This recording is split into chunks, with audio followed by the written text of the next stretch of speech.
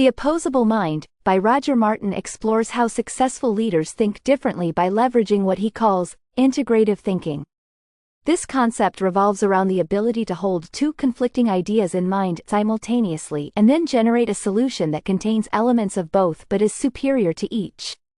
Martin argues that the most effective leaders aren't those who choose between alternatives but those who synthesize new approaches from these alternatives.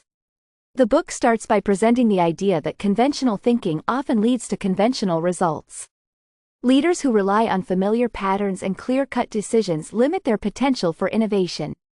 Martin introduces the concept of the opposable mind, which, like an opposable thumb, allows for greater flexibility and capability in handling challenges. Integrative thinkers, according to Martin, don't see the world in black and white. Instead, they embrace complexity and ambiguity, using these qualities as tools for creativity and problem-solving. Central to the book is the notion that integrative thinking is not an innate trait but a skill that can be developed. Martin illustrates this through numerous examples of business leaders who have successfully used integrative thinking to navigate complex challenges.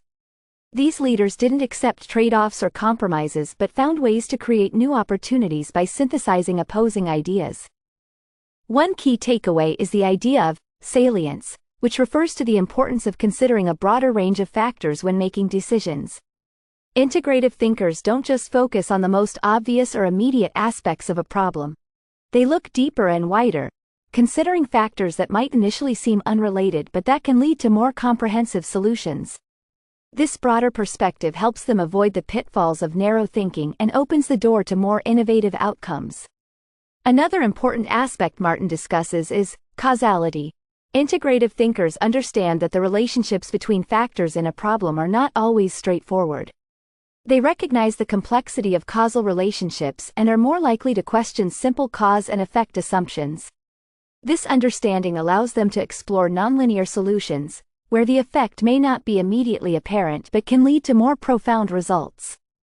Martin also emphasizes the role of architecture in integrative thinking, which involves structuring decisions in a way that allows for the integration of different perspectives. This means designing processes and frameworks that facilitate the synthesis of ideas rather than forcing a choice between them. By creating an environment that encourages exploration and dialogue, leaders can foster a culture of integrative thinking within their organizations. The book concludes with practical advice on how to develop an opposable mind. Martin suggests that individuals can cultivate this ability by exposing themselves to diverse perspectives, questioning their assumptions, and deliberately practicing integrative thinking in their daily lives. He also highlights the importance of patience and persistence, as developing this skill requires time and effort. The opposable mind challenges the conventional wisdom that decision-making is about making trade-offs. Instead, it presents a compelling case for the power of integrative thinking as a tool for innovation and leadership. By learning to embrace and reconcile opposing ideas, leaders can unlock new possibilities and achieve extraordinary results.